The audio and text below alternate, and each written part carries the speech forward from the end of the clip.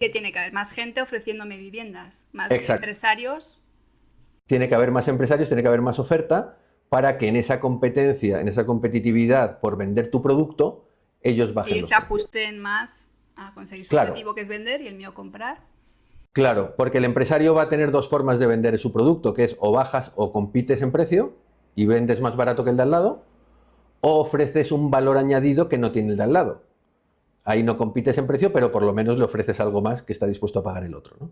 Tienes Que esas podría dos ser formas. viviendas de gama más alta o cosas así, ¿no? Que Viviendas entran de en el gama más mercado. alta, mejor diseñadas, más bonitas, más agradables, lo que quieras, pero que perciba el comprador un valor añadido que no tiene el otro.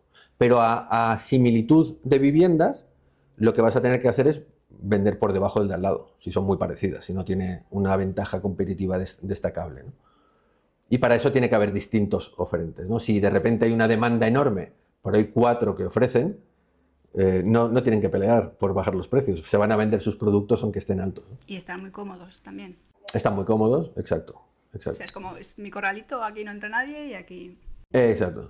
Sí, eso es una especie de oligopolio, porque son pocos oferentes los que hay, y entonces el que marca, normalmente la tendencia cuando hay un oligopolio es que los precios sean más altos, que la calidad se vea resentida, precisamente por eso que decimos antes, porque tampoco hay que competir y no tienes que ofrecer calidades superiores, y al final el perjudicado es el consumidor final.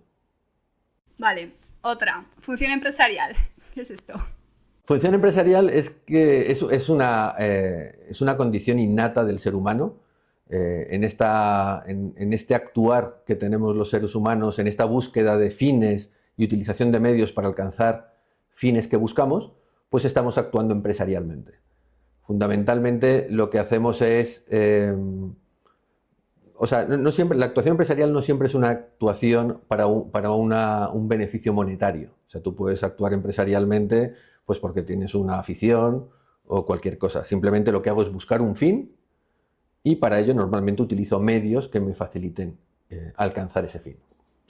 Y eso también, lógicamente, afecta al mundo económico, porque sí que me puedo volver un empresario, como el que todos entendemos, en el que produzco bienes para satisfacer necesidades humanas. Normalmente el empresario lo que hace es detecta necesidades, por eso es tan importante, porque es como tener por todo el país diseminados muchas personas que lo que hacen es detectar necesidades humanas y satisfacerlas. Entonces es muy, muy efectivo y es muy importante, es esencial que estén ahí para ello, ¿no? Y otra consideración es que el empresario arriesga mucho cuando emprende. Tiene que poner dinero, pues, tiene que poner tiempo, tiene que arriesgar. Normalmente se suele decir que él invierte a precios conocidos, pero va a vender a precios desconocidos.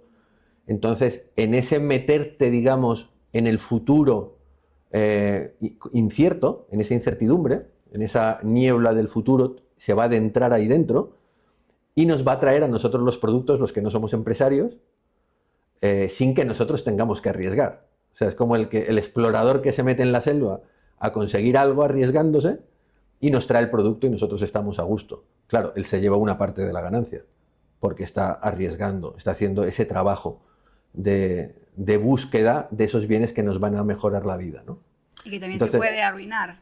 O sea, que en esa travesía de traer cosas la puede liar, o sea, se puede arruinar, que no le salga bien exacto, totalmente. y Cualquiera que caiga que ahí. tenga la idea en algún momento de emprender algo se dará cuenta, ¿no? Que tiene que invertir un dinero pues, por ejemplo, en una oficina, en unos ordenadores, en unas materias primas para producir, etcétera.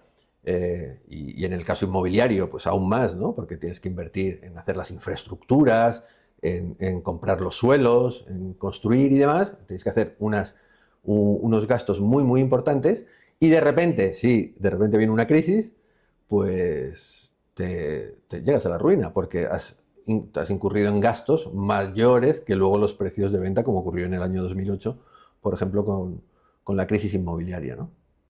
¿Qué pasaría si nadie emprende o si nadie es empresario? Nos quedamos sin Si cosas. nadie fuese empresario, tendríamos que nosotros buscarnos, tener nuestro huertito para, desde lo más básico, tener que producirlo para nosotros, ¿no? Sobrevivir. Si no tengo un frutero que cultive tomates y me los venda, tendré que hacerlo yo con mi huerto. Claro, eso es muy ineficiente porque no hay especialización. Otra parte buena de que haya empresarios es que se especializan.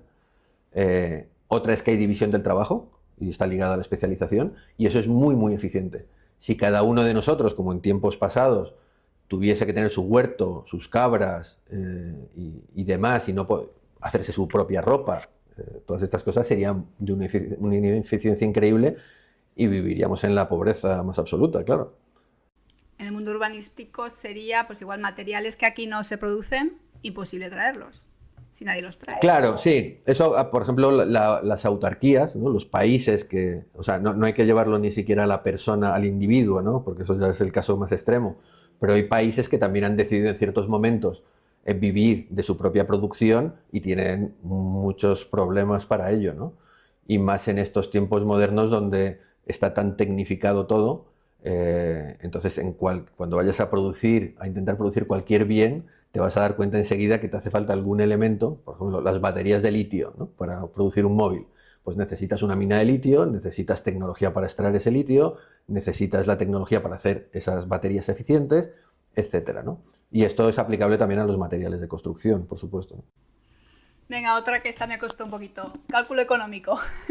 ¿Qué es esto? El cálculo económico es, a ver, en términos, el libro está enfocado, tiene un enfoque liberal sobre todo aplicado a la Escuela Austríaca de Economía, y el cálculo económico, desde el punto de vista de la Escuela Austríaca, es muy interesante porque realmente es lo que acabó dando un poco el golpe de gracia al comunismo, por lo menos desde el punto de vista teórico.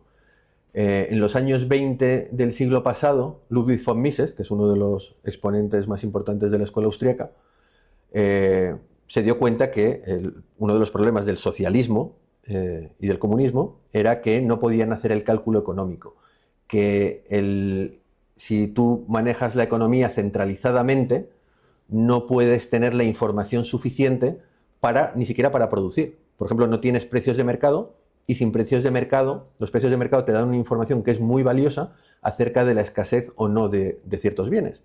Y si tú quieres producir lavadoras, por ejemplo, si tú sabes que el aluminio es muy, muy caro, no vas a producir con aluminio o con oro. Vas a producir con un material que entre dentro de esos costes que hemos hablado antes, ¿no? Si no estás totalmente ciego y vas a utilizar materias primas que son muy caras porque era mejor utilizarlas para producir otros bienes que lo exigen, ¿no? Entonces, el problema fundamental del socialismo, de economías socialistas, estamos hablando, ¿no? En contraposición a economías de libre mercado, es que no pueden hacer ese cálculo económico y entonces la ineficiencia es absoluta, ¿no? Si te vas al extremo de sociedades comunistas, por ejemplo, en la China de Mao, en los años 60, en la gran hambruna, allí quisieron hacer un cambio industrial de economía agraria a economía industrial y tuvieron como idea, como la materia que en esa época más se necesitaba era el acero. Estaba Inglaterra en plena efervescencia industrial, pues empezaron a poner hornos de acero en las casas de los antiguos agricultores. Claro, eso fue un desastre absoluto porque no puedes hacer cálculos de materias primas, no puedes vender, pues llegas a un punto extremo en el que incluso hay hambrunas y mueren, como ocurrió en esa época, entre 15 y 50 millones de personas por falta de comida, porque una persona centralizada está diciéndole a la gente lo que tiene que hacer, ¿no? Y esa persona centralizada no sabe realmente lo que cuestan las cosas, el esfuerzo que requiere, lo que necesita la gente y demás. Todo eso engloba el cálculo económico. Vale, para traerlo un poco al mundo de la construcción y el urbanismo sería, no sé, pues mira, voy a hacer una casa con estos materiales, pero como no sé cuánto vale, pues presupuesto, ay. Y luego vas a la realidad y no llegas, te has gastado el presupuesto mucho antes. Sí, pero te pongo otro ejemplo más fácil de ver quizá. El propio de la falta de suelo. El Estado no es capaz de darse cuenta de que hace falta ese suelo y de ponerlo en marcha. Si estuviese liberalizado, los promotores enseguida estarían construyendo y vendiendo. O si tú te vas a un ayuntamiento. Si el ayuntamiento fuese privado, tendrías trípticos que te explicasen cómo hacer un plan parcial y te lo venderían para que tú hicieses ese plan parcial, te darían facilidades, miradlo de esta forma. Tú te vas al ayuntamiento ahora y te mandan al boletín. Te dicen, mira en el boletín esto y búscate la vida. Y a ver cómo lo haces, ¿no? Entonces, no tienes ni ese incentivo, ni tienes esos precios que te permitan a su vez tener ese incentivo, ¿no? Hasta el punto de que también, por ejemplo, yo puedo tener un hotel, una licencia de un hotel en un ayuntamiento, el hotel por cada mes que no está funcionando puede tener un lucro cesante, no sabría los números, pero vamos a poner de 10.000 euros, vamos a poner, por decir una cifra baja, por cada mes que está ahí. Al ayuntamiento, al promotor del hotel no le compensaría pagarle 10.000 euros al ayuntamiento para que ponga un técnico ese mes y le informe su licencia. Sí, le saldría bien al técnico, le saldría bien al ayuntamiento, le saldría bien al hotel.